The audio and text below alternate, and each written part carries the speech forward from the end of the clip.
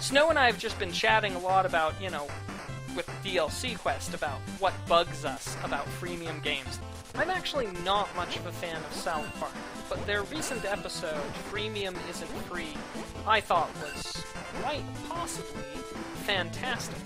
They mostly talk about freemium in terms of, like addiction, but bad ideas can sometimes sort of, fold in on themselves and just keep making things worse, because it can happen.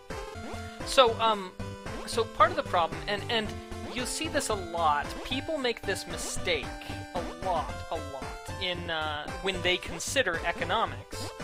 People who don't actually have any, experience in economics.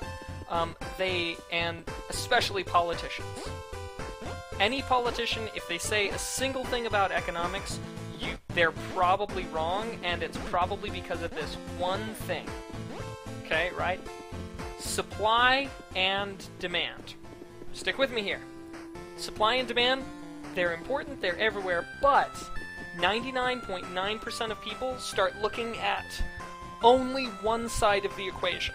So there's always a supply side and a demand side.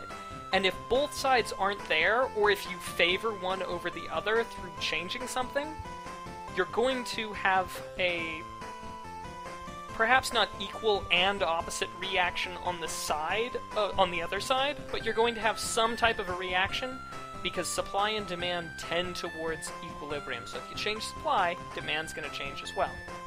Let's say you could get, a really high production value game for free, but it's freemium, so you wind up buying the weapon packs, the time slowdowns, things like that.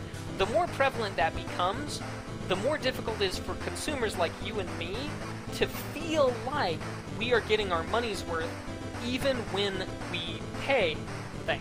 Even when we are paying full price, So if we're used to a certain quality of game being free, and somebody being freemium, and somebody is trying to charge a fully done, fully completed, fully packaged game for $2, we're less willing to buy that because of an expectation of freemium over here. So yeah, it's this whole thing. So on the consumer side, on the demand side, it's, well, we just won't pay for these games unless it's freemium.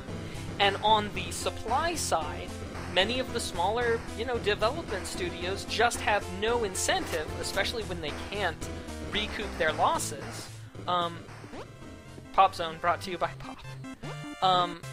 If there's low incentive in them to make that, or just to make some clone that requires almost no R&D. Because those are the costs we're talking about. There's development costs, there's marketing costs, and I mean, what could be cheaper to produce than a clone, right? So you're going to see a lot of clones if you're not allowing game studios to make some type of a profit. When you have real big players in the market that wield close to monopoly power, it's really tough to, break that. I mean, I'm very convinced that this will be a move that gets made by general market forces, by the consumers over time. Markets are really good at getting to equilibrium, and I'm confident that, we'll have a better balance. But I do think that big boys have a tendency in the short run to squeeze out small devs, and I know too many small developers personally to even feel like if we have to wait 2 years or 3 years before this freemium stuff stops being such a big deal, I think it's too long.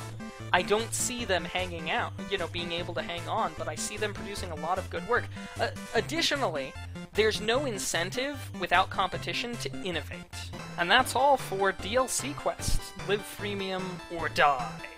A very fun game, amusing in its critique of DLC and things like that. So, yeah. That's my rant, and that's why I think it's important.